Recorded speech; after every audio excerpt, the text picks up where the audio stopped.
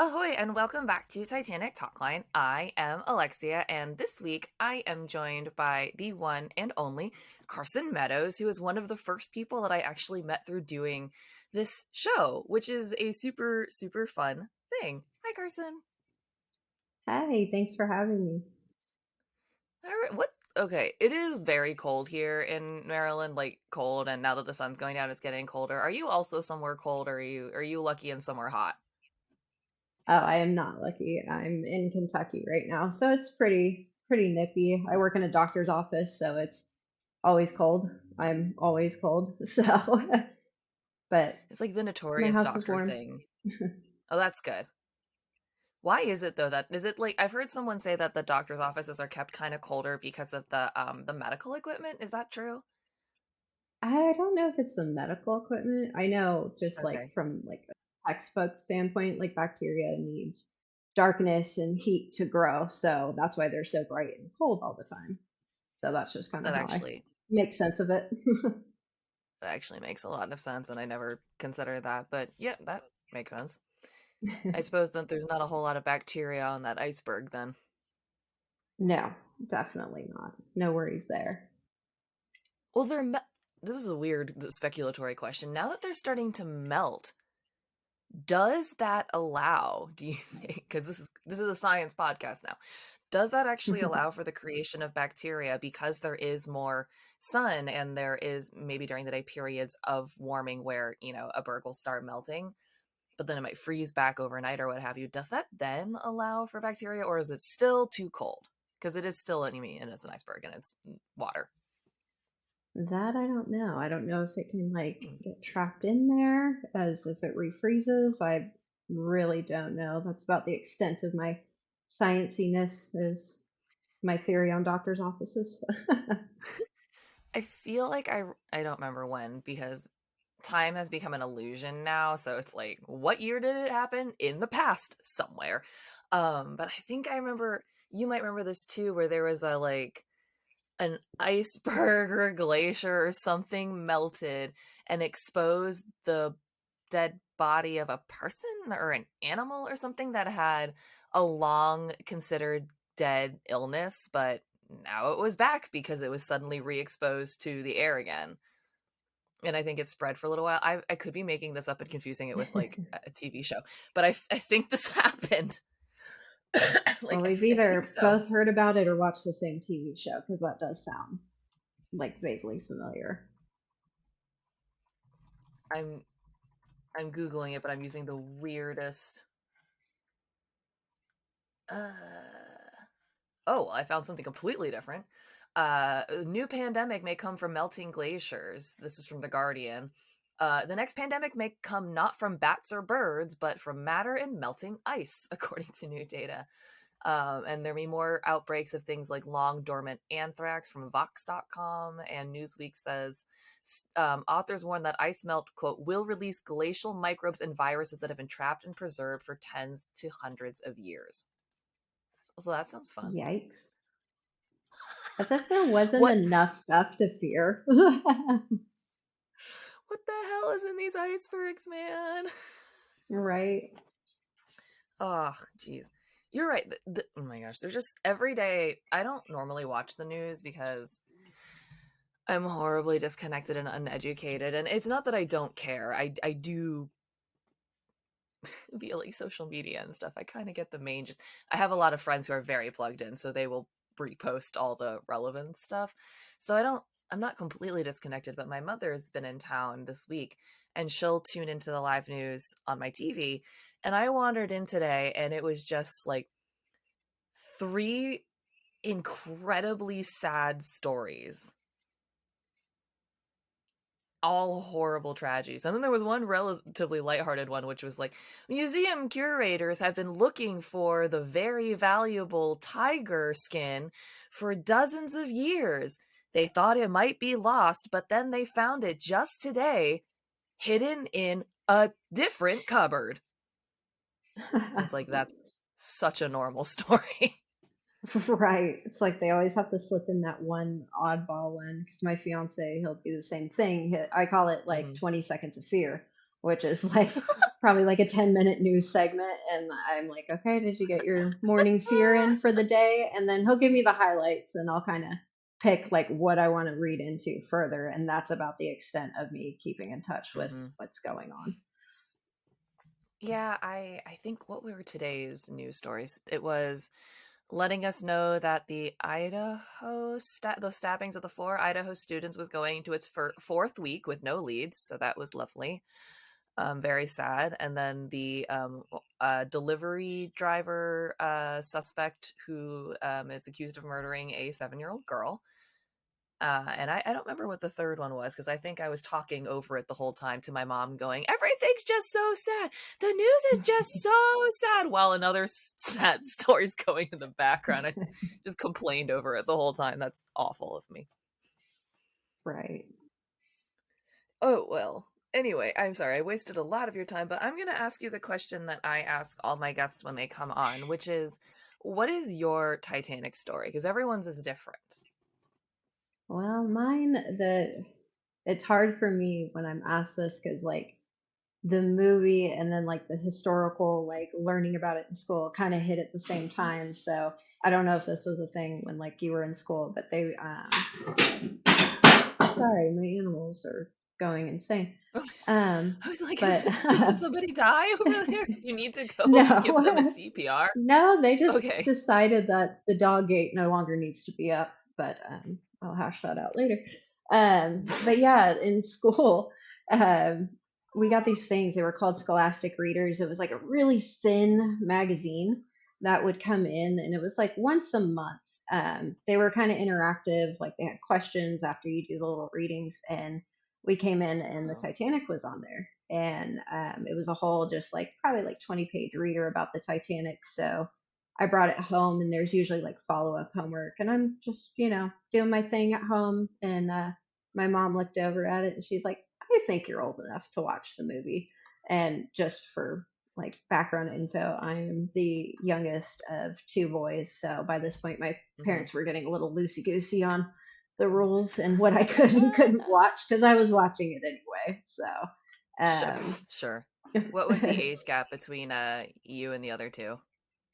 my oldest brother, he technically was adopted in as a second cousin, so there was a huge age gap, about 11 years. And then Gotcha. my middle brother, there's a 3-year gap between us, so that's always been fun. Oh yeah. But um, you're definitely the youngest. It's not like there's a one age gap, a 1 year.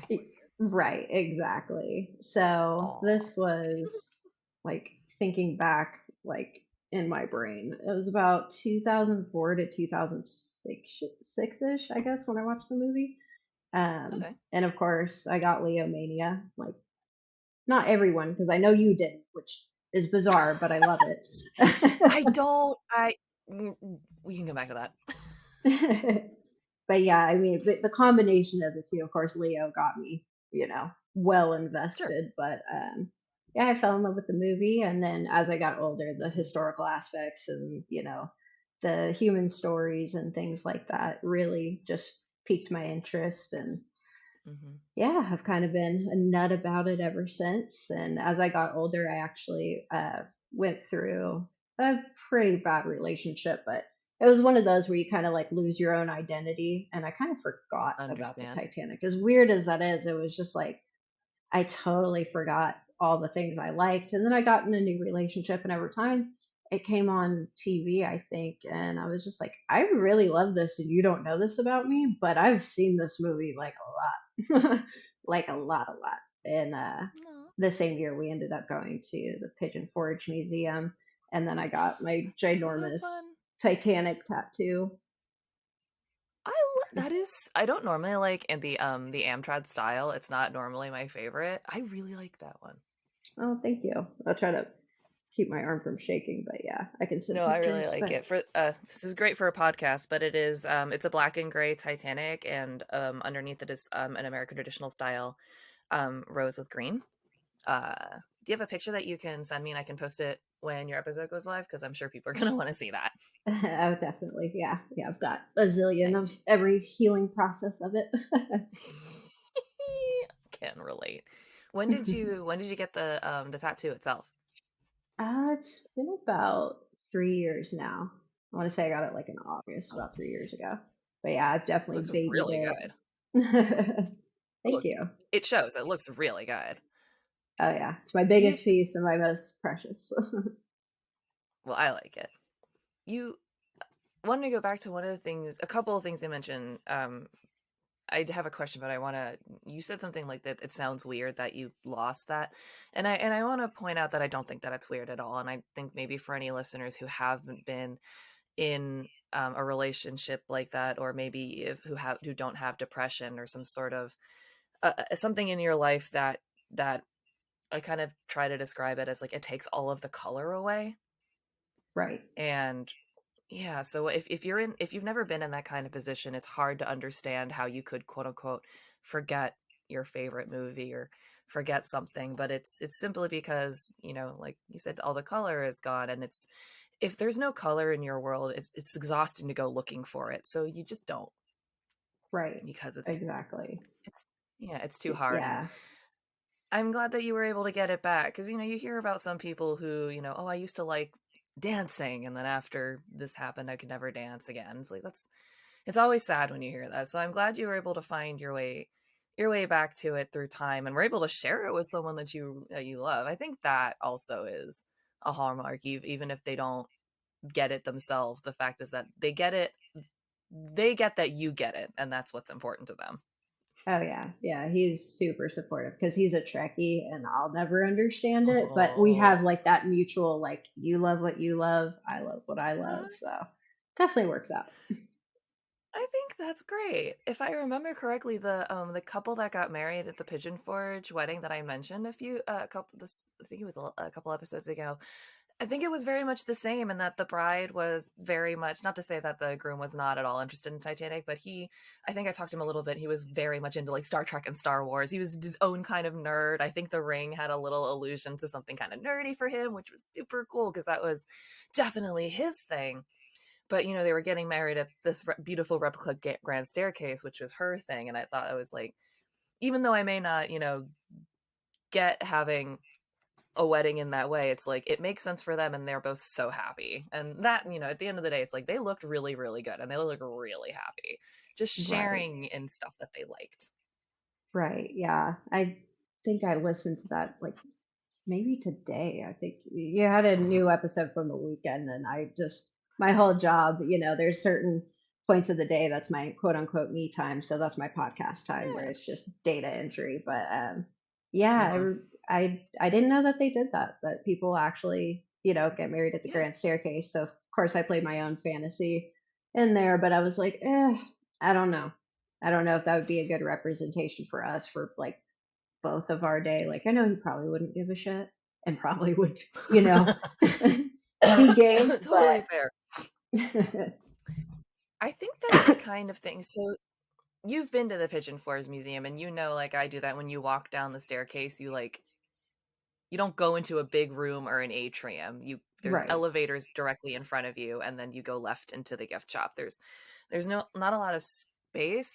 So right. I think that would be a really really cool place to do like engagement photos, That's because then you don't. exactly what I was thinking. Yeah, Yeah, because you don't need the parents there, you don't need the officiant, you don't need the bridal party. That's just you guys, and you can have your time. And I think that would be really really really pretty. yeah, Again, my definitely. opinion. um I had a question, which was, you mentioned that after the movie, your interest came after learning about like the real people and the passengers. Do you remember who the first passenger or that first person that really caught your attention was?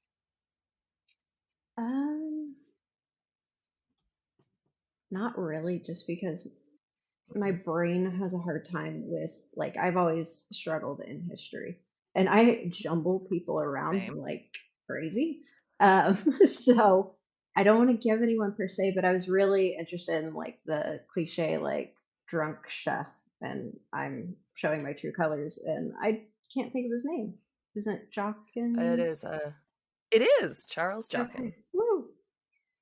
Yay. He's a fascinating character. Like, for people who haven't seen the movie in the while, there is a guy running around in Baker's Whites, and he is the fictional portrayal of the real guy, and his actual story is very cool. Do you listen to My Favorite Murder?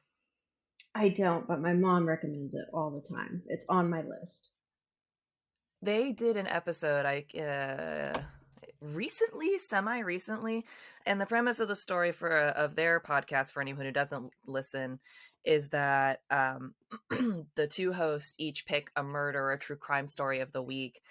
Then they tell it to each other, and it's kind of it's very fun. Obviously, if you don't like true crime, it might be upsetting to you, but I found it. Episode number 348 is called Old Biscuit, and in this one only Karen tells a story, and she tells the story of Charles Jockin. And she's also a very funny person, so it's a fun way to listen to it. And I know that LA Beatles and her podcast Unsinkable is either released or coming out with an episode on him soon, because I think his story is wild. Yeah, it was actually LA's episode. I want to say she did one, but again, my brain. And I listened to a lot of Same. Titanic stuff. I feel like she did early on. And then that's kind of what reignited like looking into people and, reading up on stuff. But I mean, I'm a Yeah. pretty lazy historian-ish. Like, I mean, I get on Titanica Encyclopedia and I'll read sometimes just for something to read. But Mm-hmm.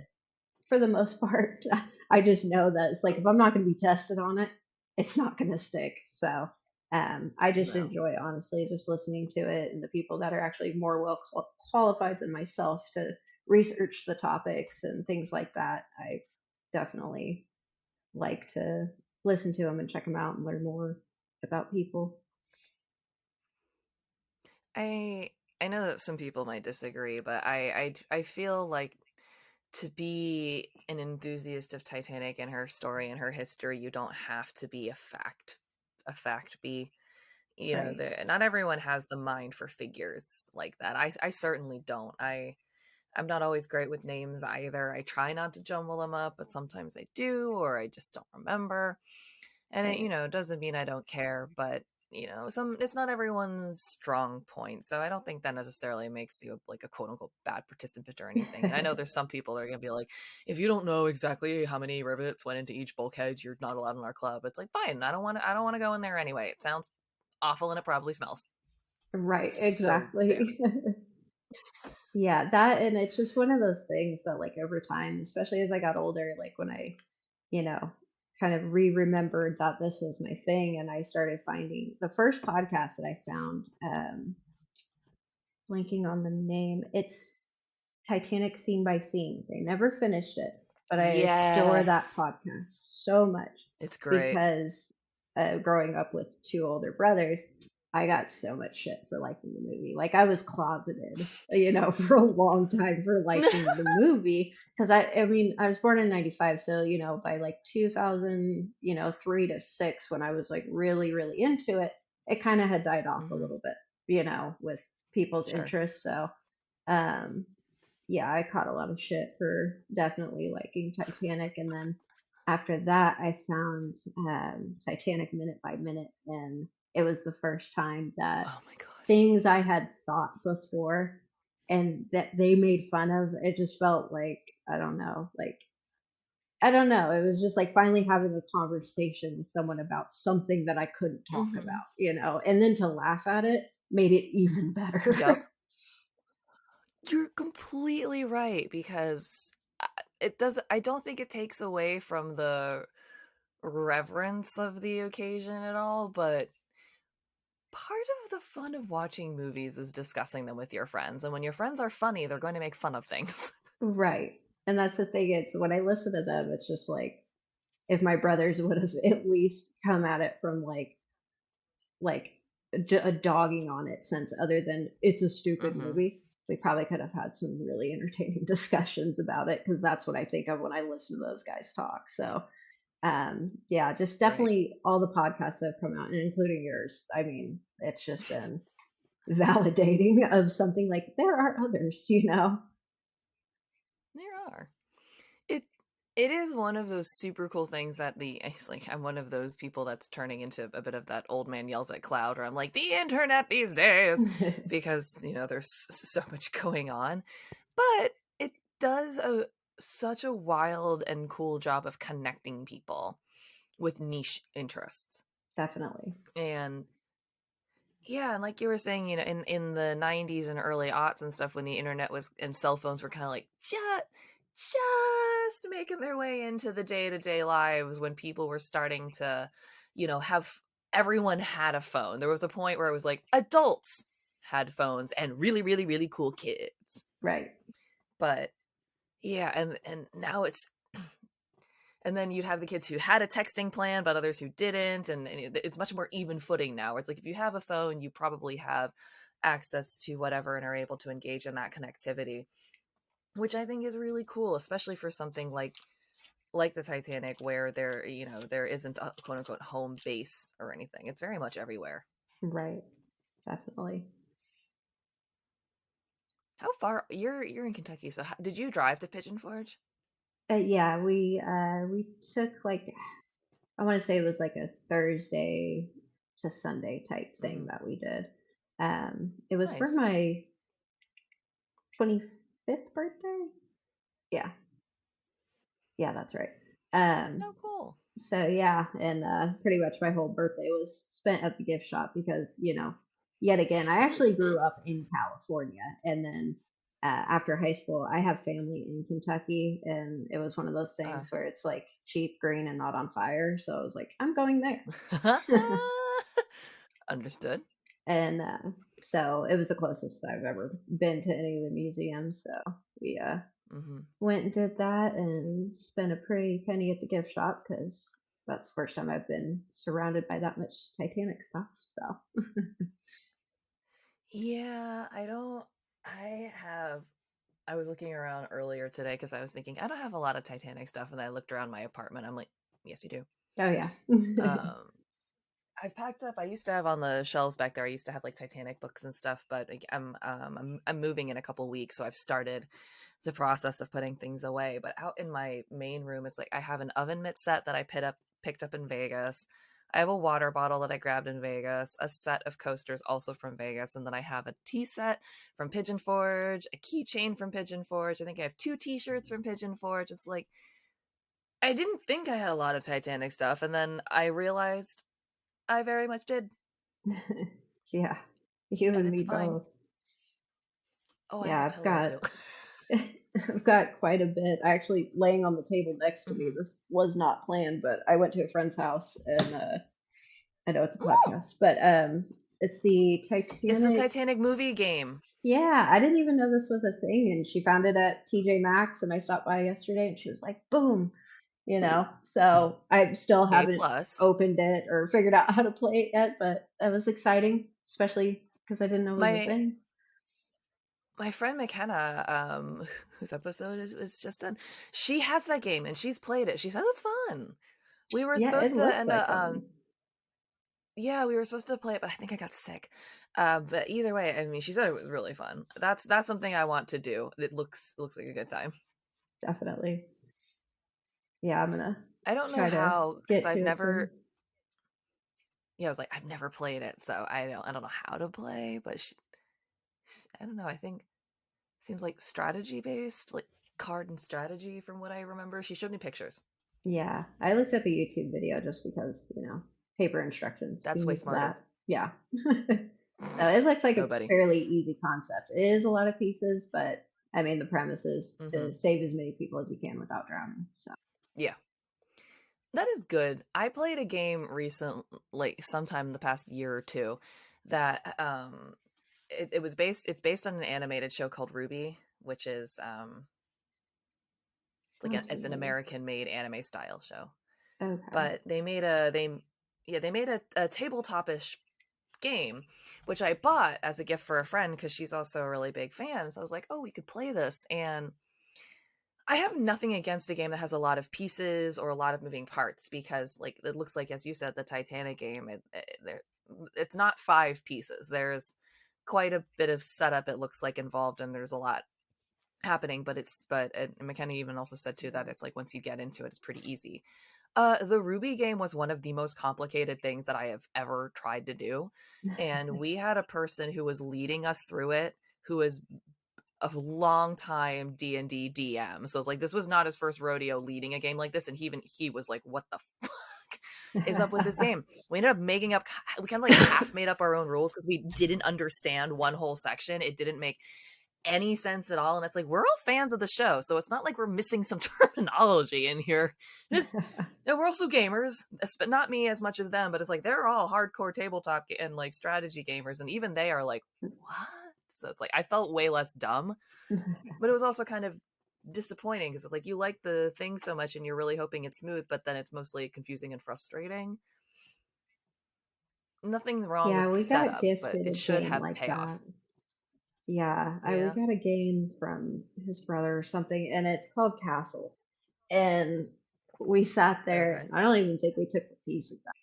But I was like, okay, I've not really played Dungeons and Dragons, but I get the concept. I've kind of been like a fly on the wall for it because that was just my group in high school. Just I Sure. didn't participate all the time, but those were my people.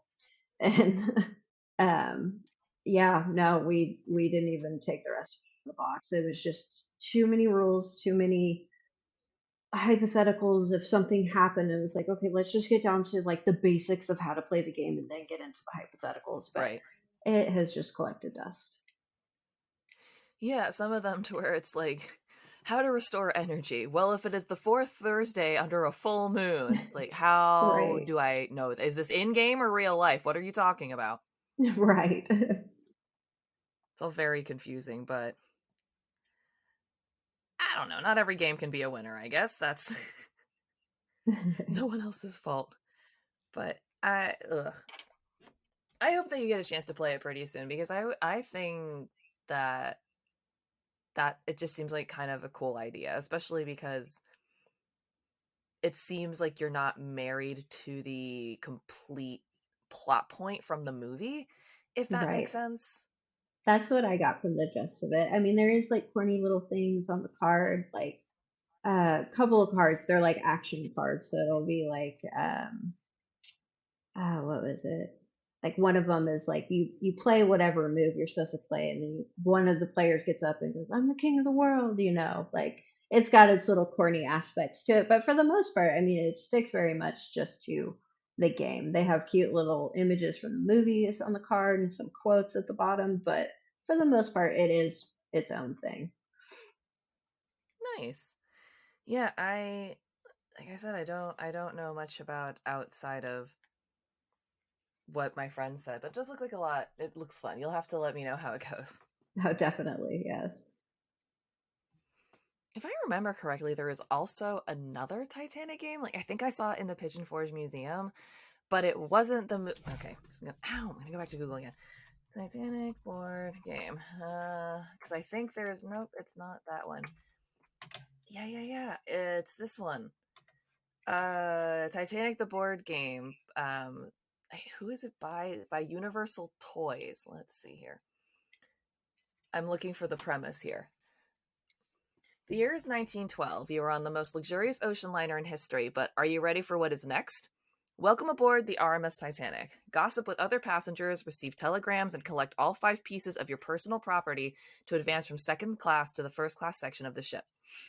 But watch out, you might get put back into steerage, or worse yet, never make it to your lifeboat on time. Includes telegrams, gossip cards, property cards, passports, bellhop tokens, game board, play money, playing dice, I think, and playing pieces. Bonus contains fact sheet about the original RMS Titanic. I've never heard of anyone actually playing that, but I've seen it in the gift shop. I feel like I saw something like that there too. Um, I want to encounter someone who's played that. I know, or a What does group it of mean by people. gossip with? Yeah, what does it mean by gossip with other passengers? Like, do you, I have so many questions. Do you make up your Right. own gossip? Is it predetermined? Well, it said cards. What's on the cards? How scandalous does it get? I have questions. Exactly. I have a feeling I'm never going to get any answers on it, though. Oh, I saw a comment on some I saw some review of my show where someone was like, I like that she asks her guests this question most of the time, and I realized I haven't asked it in a while, so I'm going to ask you. In that it's been a long time since the ship sank, and we were discussing glaciers and everything else. There's, constantly changing climate and land structure and landscape and conditions underwater. I know that there's very many split opinions among people, but what do you think should be done with the wreck as of right now? I mean, just let it stay. I mean, it's Hmm. what are they predicting? Like 20, 30 years, it's essentially going to be nothing. Something like that. Yeah, I mean, if say it were in better condition, I still think we should just let it be. I mean, it's a Hmm. grave site. There's no two ways about it. When it comes to salvaging things, I know there's probably not much left, but the things that they have, I'm on the fence about it as an enthusiast because it's like, some Hmm. of it's real teachable things, and having tangible objects really, brings the emotion to it. But as for, just going down there and giving it hell to get what you can, I'm not necessarily for that. But I don't know. I've always been Hmm. kind of on the fence with it. I I have my opinion, which is also kind of that we should leave it alone. I think I'm a little less picky about things like the debris field because I know when the ship hit that it kind of like exploded. Right. So there's stuff around, and I'm like taking seining nets or going through things like that on the debris field. I have much less of a problem with because it's, non.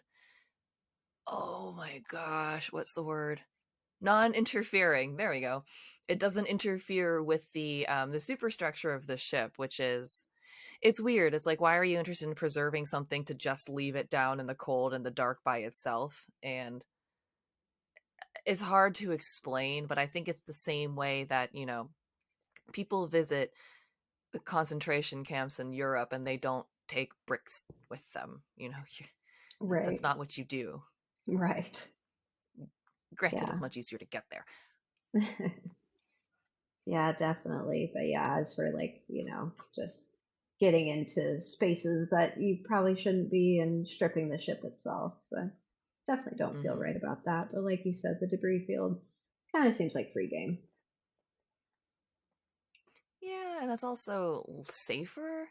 Like, if you go into the ship and a deck collapses, well, thankfully, you don't normally send manned vessels into the ship. They're normally unmanned, but someone's entire research project. That's millions of dollars and unrecoverable footage if a deck collapses and traps your machine in there, and there's no way to go in, and you can't go in and get it back. Right. You can't just Exactly. send someone. And it's weird. I worry about not silly stuff, but stuff like I worry about stuff like that, where it's like, all right, or if you land your submersible with people in it on the deck and that deck collapses, you could all go in there too. Right. That sounds scary to me. Yeah, seems a little not worth it. Yeah, I don't know. I know that obviously there's people that think otherwise. I mean, I'm sure that there's waiting lists for the Ocean Gate explorations. I mean, for the people that can afford it. I can't. I think it's what, $25,000 Yeah, to I've read go. anywhere from like 150,000 or more, which that Why did I say situation, I mean, 25? I I'm enjoying the new pictures we have, but Mhm. honestly, I mean, I don't know if it's like the nostalgia of like, so when I became obsessed with the movie, and it was a little bit of a delay before I actually looked at rec photos, and we still Mhm. had dial-up at the time. So it took a hot minute to pull up pictures, and I remember like waiting for it to load, and it was like a really classic, Mhm. picture of the bow. I don't know what year the photos were taking. I kind of half-assed did research before this. I don't But remember. from what I looked at from photos that I'm like, okay, I think, this is the bow photo. And I have a book, it's back in California.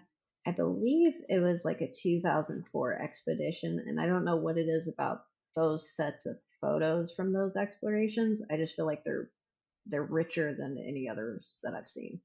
I mean, it's just I'm trying to Google and see, but they had some really good ones of the bow and like the Turkish bath area. I remember seeing the tiles of that for the first time, and that was Oh yeah. just a lot, like being like 10, 11 years old. It made it more real. Yeah. No, I completely understand because I think that for any enthusiast, and not just Titanic, but any sort of historian, scholar of journalist with an angle towards a historical event, has a moment that makes it real for them and not simply a thing that happened that they're researching, studying, talking about. And like you're describing that moment with those bow photos, it can be a quite sobering moment because it's also for many people when the weight of what happened actually starts to not sink in, but it starts to become perceptible. Right.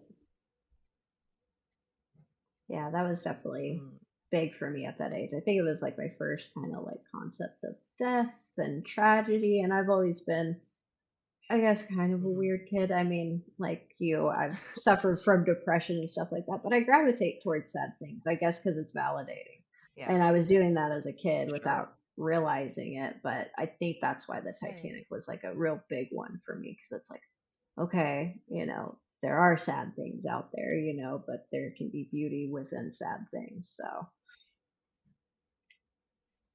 That's a really good point because I talked in a couple past episodes about this silly term I came up with the concept of dream washing, where it's like you get a little bit of rose colored glasses vision thinking about maybe in my case, like when, if I get into particularly caught up in Titanic nostalgia, it's like, oh, imagine what it would have been like to be on the ship, how cool, and it would have been so pretty, and to meet all those people. And it's not in that sense that it's like I'm not intentionally trying to erase the tragedy. It's just it's appreciating that there was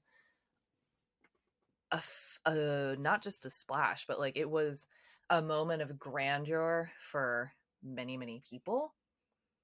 But it's also interesting to think about in that if it hadn't sunk, it may not have had much of an impact at all. right, But it did, therefore it did. exactly. It'd be like, would we even be talking about it? I mean, doubt it. Probably not. Yeah, Yeah, it's just because you reach a point, you know, where you're looking back at how many people died and how sad it was. It's like, well, if that hadn't happened, it wouldn't have been a big deal, but it did, and there was a lot to learn from it, and because of that, you keep turning back to it. right. I think a lot of what people learned from it too was that it was an impactful human tragedy, in that, and it did, obviously disproportionately affect everyone, but it did affect everyone. There were people of all creeds and classes that lost people, that lost daughters and sons and mothers and fathers and cousins and friends and relatives. It again disproportionately affected classes in different ways, but there wasn't a single group that didn't lose somebody. Exactly. It was enough people to where it definitely could have changed, the butterfly Hmm. effect in the future, that's for sure. I mean, that's It's enough so, people, in my opinion, to, you know, yeah, warrant a change, of outcome yeah. and things like that. You know what I think a more recent example that I wish had a little bit more attention and outcry is, do you remember the 2014 sinking of the Seawall ferry in South Yes. Korea? Yep. I feel like that needs to be talked about more. Right. I've Um, I've thought about it. We watched Poseidon the other day, not to, get off topic, uh, but we were watching that and I was like, do you no. remember that cruise ship in like 2014? And my fiance was like, no. And I kind of had to like pull it up and I was like, you don't remember this? Mhm. And I was like, I guess it wasn't talked about that much. Well, it was an international thing, but it there was a couple similarities to me. Number one, in that it, a lot of people died that didn't need to. Right.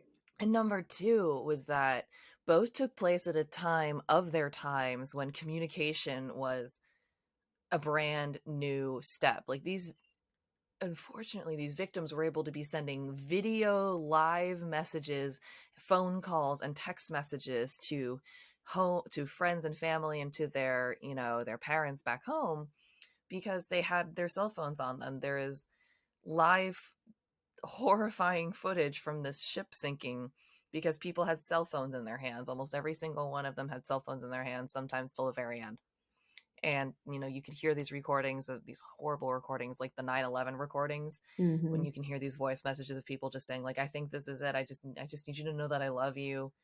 And they people weren't able to send out those individual messages on Titanic, but the Marconi systems were new enough where they were able to be communicating as they were going down, like, hi, this is what's happening, hello, is anybody out there, this is happening, we're going, I need you to know this, we are sinking, this is a thing that is happening, and we have the ability to communicate it 24 hours a day now. No, people Right. weren't listening, unfortunately, but it was a technology that was suddenly available to them. Right.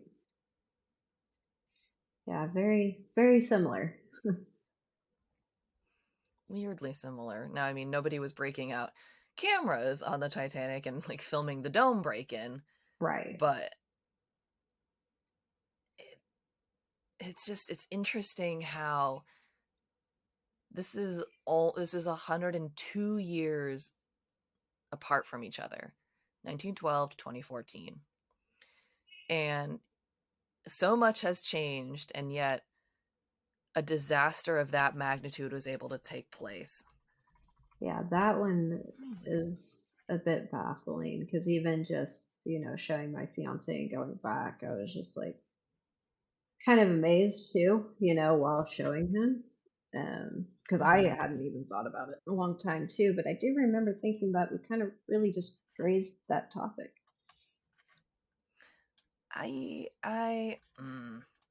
Favorite's not the right word, but it's one of, in my opinion, it's my most, it's the modern shipwreck I'm the most fascinated by because it parallels the Titanic to me so well now.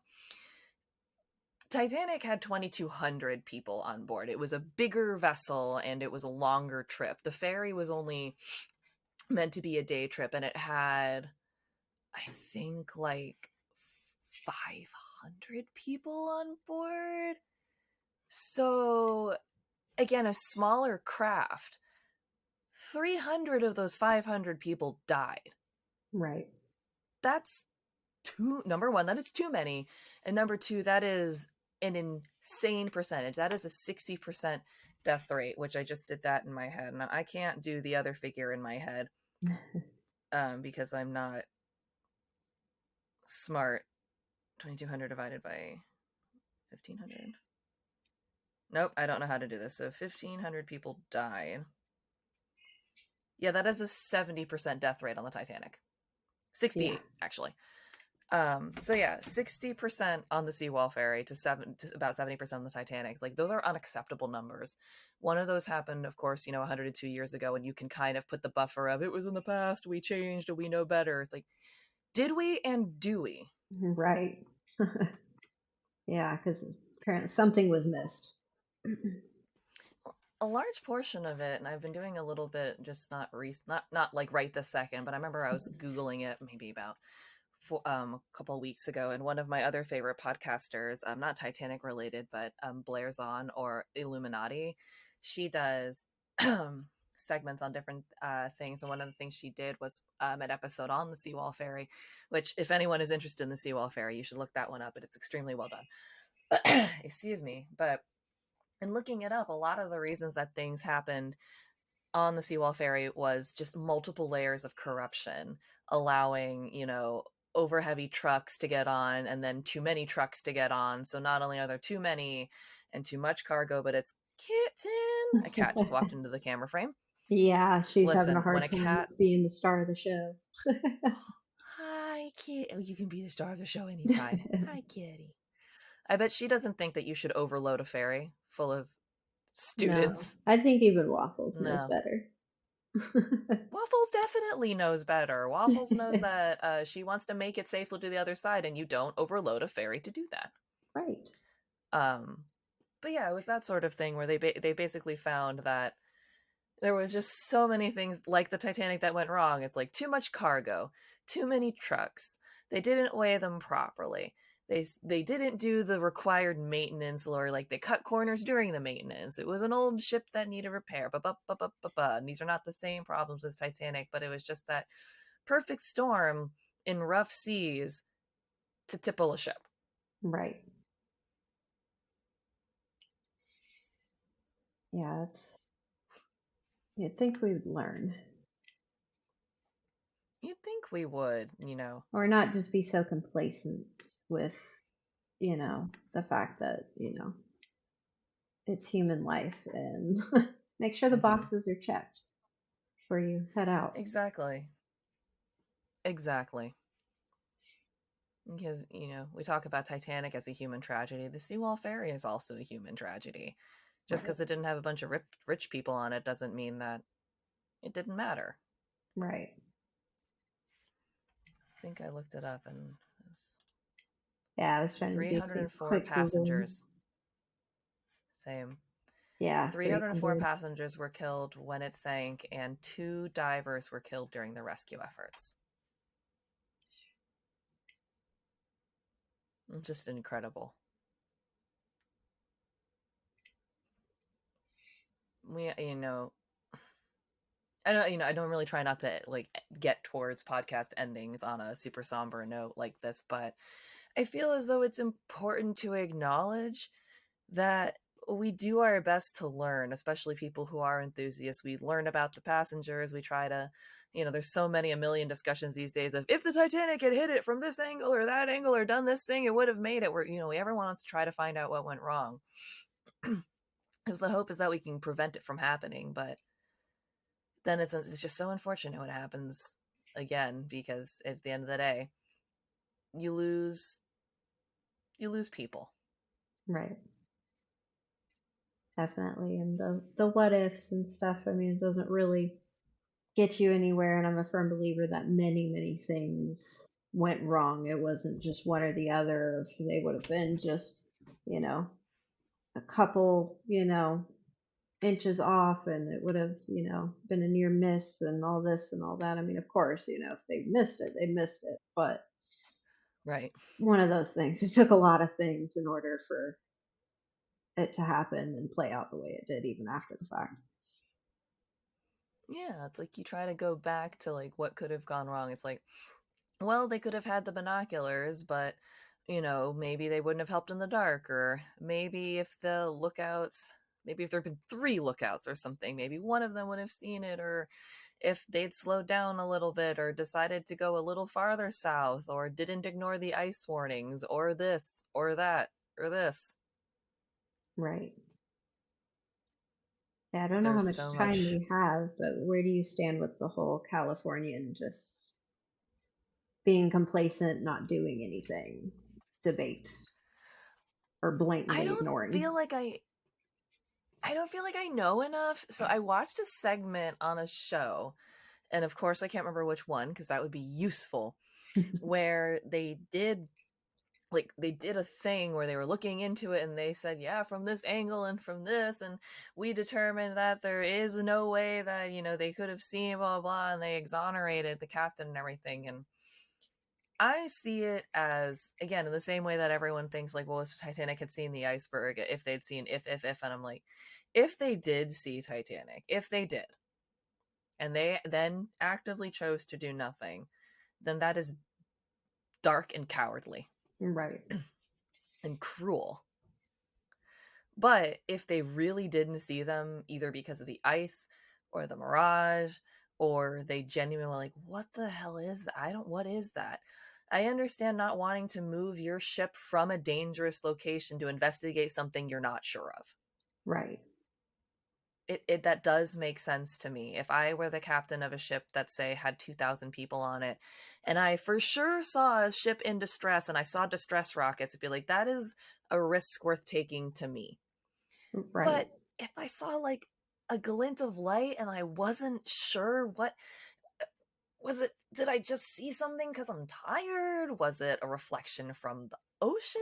Was it, did a dolphin surface? Was it just a flash from the sky?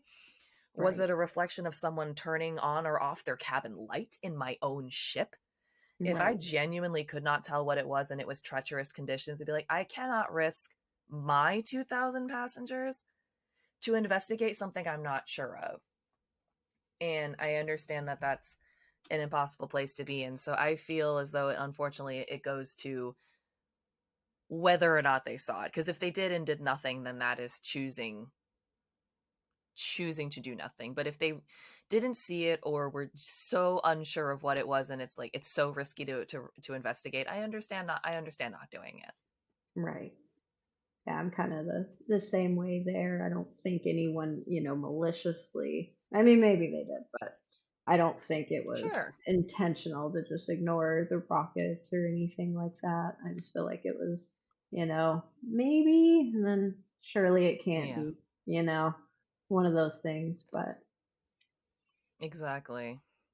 And then I feel like if I were the captain, then you find out later on that it was, you're just, for me, again, if it was me, I would just be like, oh my, oh God, oh yeah, oh God, yeah, it was them. Oh no. And yeah, that would haunt me for the rest of my life because it would just be like, I thought it was nothing. I didn't want to hurt my passenger. I thought there was nothing there. And I would probably drive myself literally crazy yeah, trying to justify my actions for the rest of my life because people would always be like, Alexia, didn't you just want to go check? right, You didn't want to go check? You'd be like, well, of course I wanted to go check.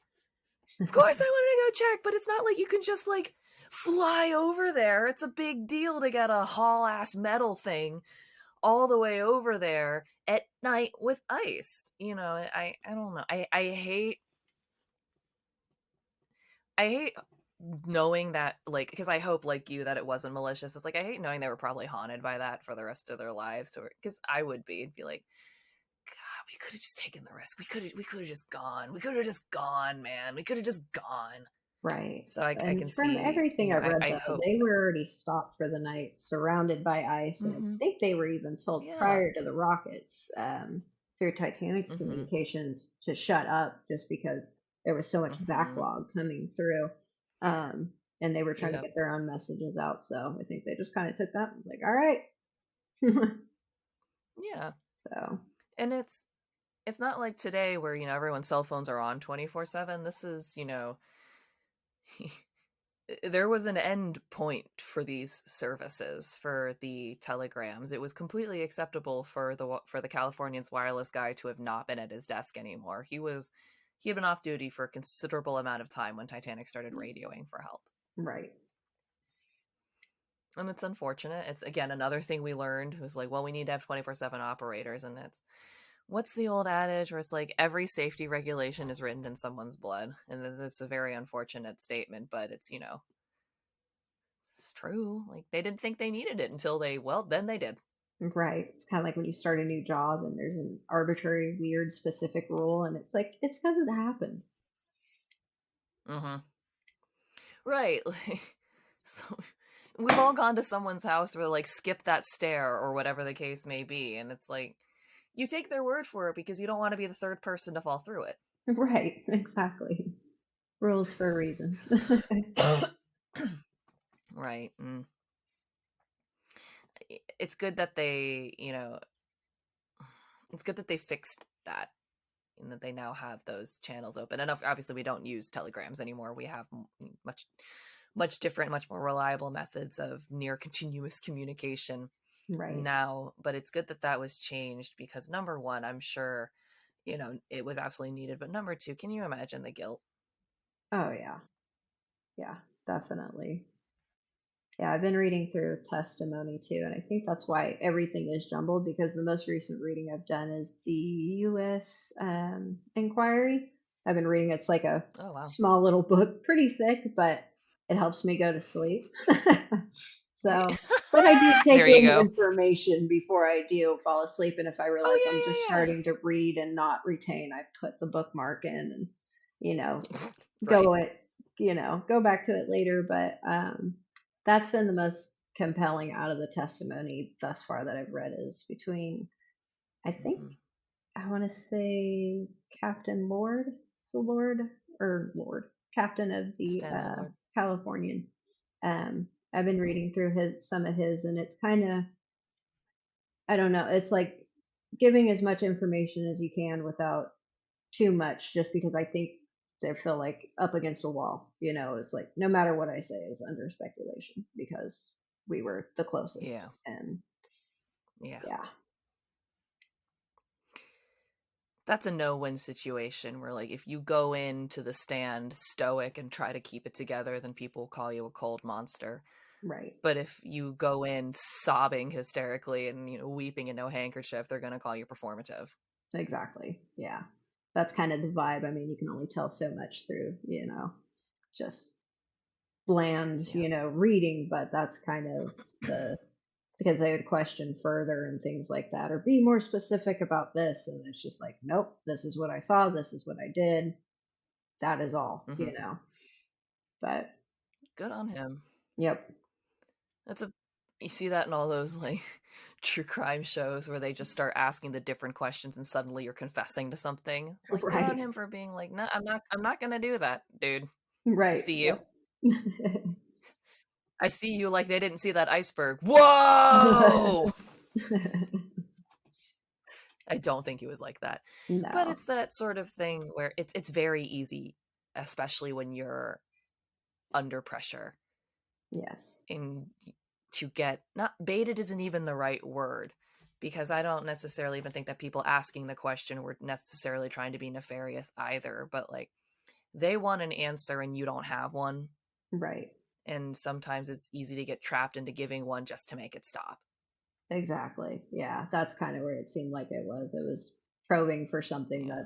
that, more than likely wasn't there. He gave his account and it was like, that's what happened. And this is a huge thing. And I know what you're trying to do. And Yeah. that's not the case. Cause say Captain Smith had survived. We know he didn't, but just say that for some through some miracle he had. I don't think there would have been a single thing he could have said that would have given him 100% approval ratings. No Oh, no. matter what he said or did. Yeah, no matter what he said or did, even if he was like, I only survived because as I was floating, dying in the water, somebody grabbed me and they went, golly, it's the captain. And then I passed out and woke up on the Carpathia. Even people would be like, they should have thrown you back. Or, Right. or if he'd said, I did exactly what I thought I would have done, people would have said, well, you should have done what you felt instead. There never would have been anything he could say that would satisfy. And it feels a bit like Lord was at least in my opinion, in the same kind of situation. Like, there's nothing he could have said that everyone would have been like, yeah. Right. Definitely. Well, and I think that's the way that a lot of these tragedies, these not black and white tragedy, well, not black and white, in that there was so much at stake, and the quote unquote adversary wasn't actually an adversary; it was sort of nature itself, Right. where it's like there's only really so much you can do. Exactly. Yeah. And everyone's going to try to, probe further, find a conspiracy in it or something, look into things that aren't Hmm. necessarily there. But I don't know. I think that's part of the human condition, though, when things happen that don't Well, make yeah. sense. Well, exactly. We want an answer in the same way that I think people find true crime interesting because oftentimes there is an answer. You can find out, well, John killed Mary because he was mad about Mary's affair. Right. Or, there's a reason. Or, the killer is Michael. Mystery solved, mystery solved. It's the why, and you need the need to know. Because I think it makes us feel safer and like it may not happen again. And when you don't have an answer, all it lets you know is that, well, this this isn't over yet. Right. Yeah. I have a hard time. I love true crime. I have a hard time with like in progress crime, like still trying to figure out exactly what happened. I have a hard time with that. I need like open and shut. This is what happened, and this is the sentencing, and I need to know. Mm-hmm. I just it's more comfortable that way. But the like, what do you think type stuff, I can't because it'll consume me. Yeah, I'm not. I prefer forensic files to cold case files for that reason. Right. And like most of the forensic files have answers, and like that's the one thing I don't like about My Favorite Murders. That Georgia, the other host, she loves cold cases, and I'm like, Georgia, stop telling me these. I don't I don't want to hear. Okay, you get 3 a year. It's like I'll give you 3 unresolved a year, but can you like dang. It's not that those are, and the problem is that those are important stories to tell, but it's kind of like, me like Right. every other human, I want an answer. Exactly. Such a cliffhanger. There's one podcast I listen to. It's even if you like true crime, it's out there. But for my defense, my mom recommended it to me. So it's called Crimes and Consequences, and it's very to the point. They tell the story right out Oh. of the gate. They go into the crime itself and the consequences part of it, which is the sentencing, everything, all of that. But Mm. it's graphic, but it's to the point. Not every single one is, but more than most are pretty um, explicit. But that one, the format of it is what I really like about it because there's not too much banter back and forth. Every once in a while, can you believe it? But they're very to the point. But Hmm. it's everything gets resolved. I like that. I mean, again, it's not to say that open stories are unimportant because, well, hello, because I Duh. think that they are important. Yeah, speaking of animals that are getting impatient, this one, Yeah. to you too. Yeah, I think that those stories are important, especially because unfortunately, a lot of open cases disproportionately affect minority communities, and there is a need to talk about them. I think Right. it's not to say I'm tired of the same true cold cases, but I think maybe if we shifted the attention to cases that might have a chance of getting solved. I don't know. I'm starting to talk like I'm an authority about things, but it's just like Right. at the end of the day, it's because an unopened case, an unsolved mystery, it makes you scared because you're like, well, we don't, well, I don't really know what happened there, so guess it's gonna happen again. Right. Yeah, At least that's I how mean, I I'm view all it. for, like this is a person that's missing. This is what little we know. Just see them, burn it into your brain, be on the lookout. Totally fine with that too when it comes to like more visual shows, of course. Harder with podcasts, but Hmm. yeah, that stuff doesn't bother me. But yeah, just very really long podcasts with no resolution. I can't do it. I've invested in a few of those, and it's like a three-parter, and then it's just like, what do you think? Yeah, it's like how they canceled Glow before finishing it, the Netflix show. Oh yeah, I So forgot now it's about that very one. open ended, where it's like, well, I'm mad now. Right? That was a good one. I forgot Ugh, about that. so good. So good. That's boo. But anyway, you're still even in your work clothes. I don't I feel like you deserve to go like take a shower and not be in your work clothes anymore. So I'm going to let you go. But first of all, thank you so much for coming on. I'm very honored to have met a lot of people and to meet someone who, you know, found me through my show is a genuine honor. And it's nice to know that there's, a person out there listening. Definitely. I'm sure you got more than just me, but I do. I enjoy your podcast a lot. It's because Thank it's you. Well, and even if there are others, you're the OG now, so that title's taken. awesome. Title claimed. Right. Awesome. Was there anything you wanted to ask me? Because I've been asking you a lot. Not really. I mean, thanks for having me. I am, Cool. for the all in all, Thank you. mainly an antisocial person, so just doing this was really big for me, and I'm just thank you for having me. Thank you for coming on. I did not get those vibes at all. You seem very nice and friendly to me. Oh, thank you. Would approach on the street. 10 out of 10 recommend. Well, I want to give a huge thank out to. Wow, that was both professional and not a word at all. I want to give a special thank you and shout out to Carson. She was literally the first person that ever got in touch with me saying that she was a fan of my show, which was an exceptionally wonderful ego boost for me. And she was an absolute delight to talk to. I'm gonna post her tattoo photo when her episode comes out. And in the meantime, if you want to get in touch with her, go follow her on Instagram. That is at Carson Rose underscore.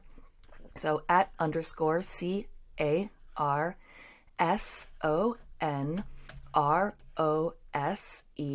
underscore. And that would be her username on Instagram. And if you're enjoying the show so far, send me an email, let me know, or drop me a comment on any of the socials. Leave a review and a rating on your podcast platform. That's the best way to help me. And I'll see you in the next one. Bye.